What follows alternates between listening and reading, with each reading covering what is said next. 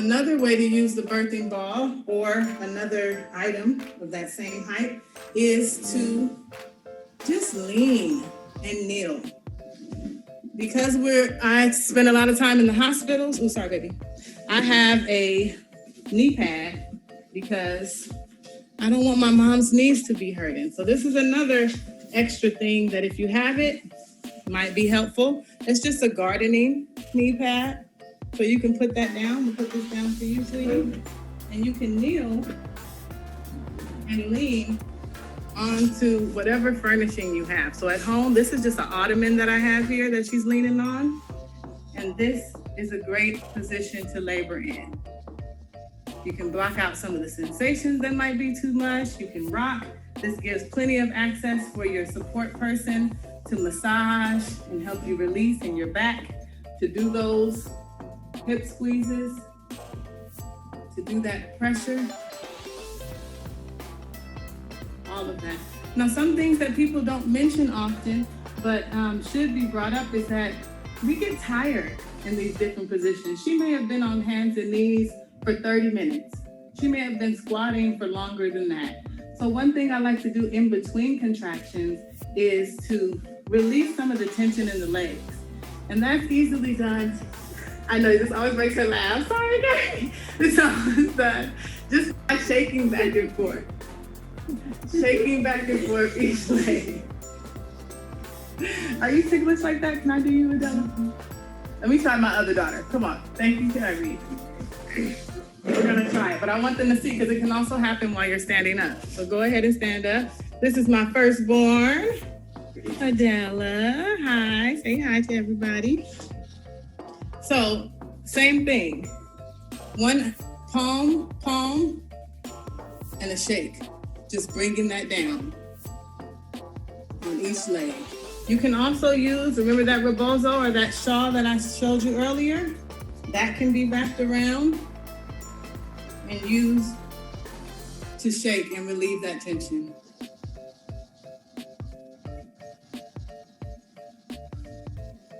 It can be done while you're kneeling. Go ahead, Deli, get on the knees like she was. So she's been having the contractions, her legs are getting tired, and then you come down after giving the massage, your contractions over. Give them a little bit of this. She's also in a great position to do some work with the rebozo in terms of helping with the positioning or bringing the baby down, taking it around the belly. And as a support person, you can stand up and just give the same left, right pull. It's not a tug up or a tug down. It's just helping to wiggle that baby down. And if you see where it is on her body.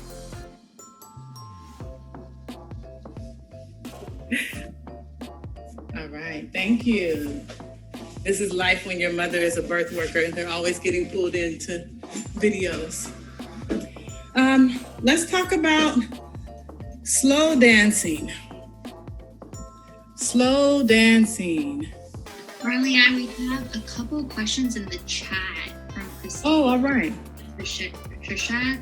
And to Cynthia, yes, this recording will be available after the class, just to the participants of this class. Okay, do nurses complete any of these pressure relieving techniques in the hospital? That really depends on your nurse. It really depends on your nurse who's there. A lot of nurses have these techniques, but a lot of nurses are very busy and don't have the time to do it, which is why they really appreciate, having someone there. And so this is something that you want to have your support person do. Your nurse is there to check your medical needs in terms of your blood pressure, your heart rate, the baby's heart rate, your contractions. And so rarely will they be able to provide these techniques, unless you have just a really lovely nurse who has time there for you. And I say that to say they're equipped. A lot of people are equipped, but don't have the space and time to do it. when you're in active labor, you want to be shifting and changing positions, because that exactly is what the baby is doing, shifting and changing positions in order to go down into the pelvis. So there's nothing that's going to guarantee shortening your labor, but it definitely is going to increase the likelihood that your labor will continue progressing and not stop. Anisha, you have a question. Let's find you so we can unmute you. Oh, hi. I'm Anisha Johnson. I'm a doula and work for Black Infant Health Contra Costa. Hi, Marlee-I. Hi.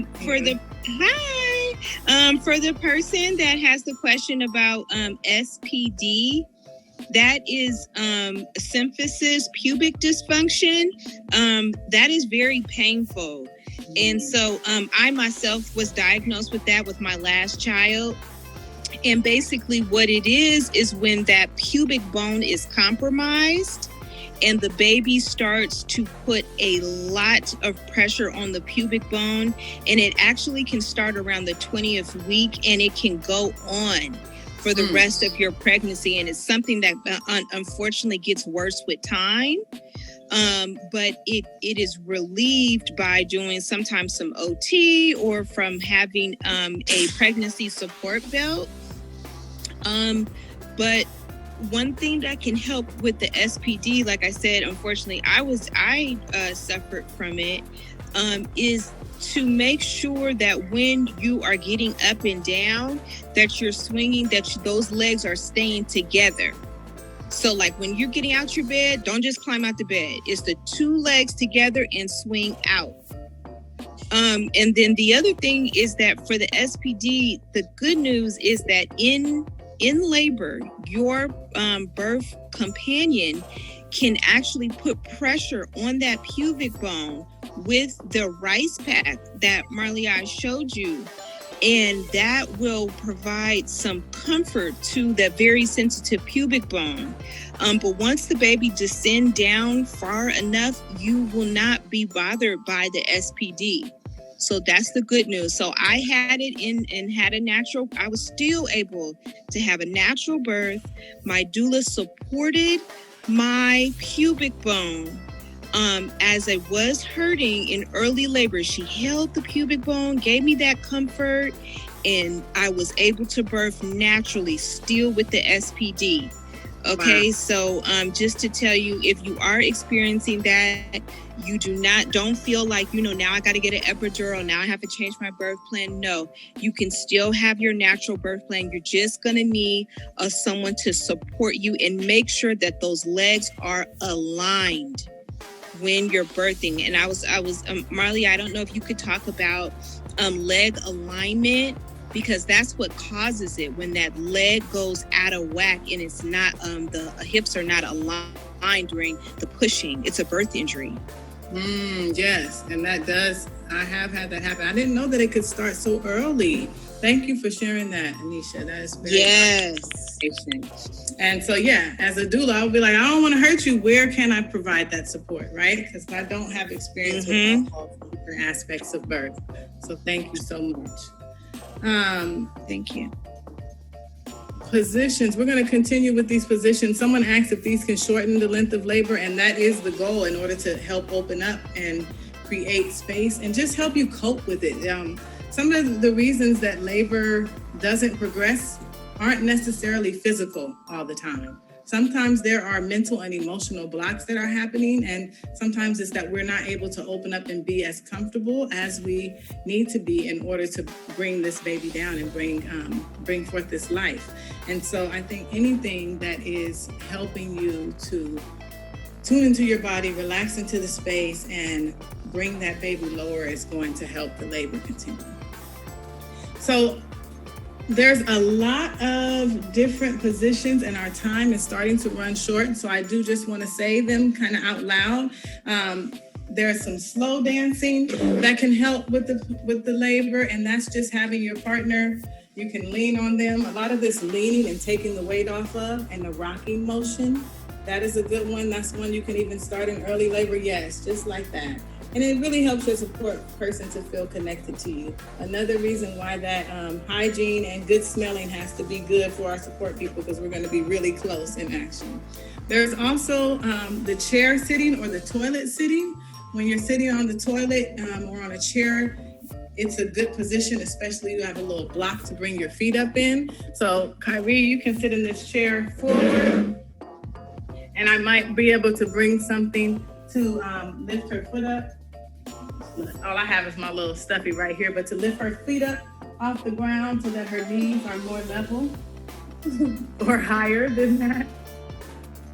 I forget how ticklish this child is. This is my home birth water baby in the full moon, born in Nicole, and she has just been involved in this birth work since the very beginning. So shout out to Kyrie for doing this with me. Another one is to face backwards in the chair. Turn around, and you're gonna put one leg on either side. And that gives the support that she can lean on this chair. You can put your arms up on the chair, lean forward. Once again, giving that access to the back for the birth support person to really help out and give some massage, give some pressure, do all of those techniques that we talked about earlier. You don't have to be like a massage therapist in order to give massage during labor. It's really about comforting touch. And so if you know your person, you may do some stroking that helps to ease. You may do some downward motion. You may help to relax. It doesn't have to be, okay, I'm gonna release that tension. You're ready, champ. You know, get ready. Round 12 of the birth, here we go. You just wanna really create that softness that's needed within inside. We did some lunging already. There is also laying down. You may want to actually be laying down in the bed, laying down in the hospital bed or at home in the bed. So let's use this futon as our laying area. And you can lay on your side. Lay on your side.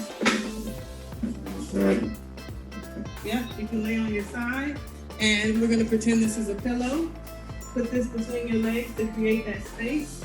If they have a birthing bean, not the ball, but sometimes they have these ones that are shaped like a bean, that creates more space, which can be very comfortable. And you can flip side to side for different positions as you're in labor. All of these count. And like I said earlier, you want to be moving through these different positions because they're going to be moving where the baby is as well.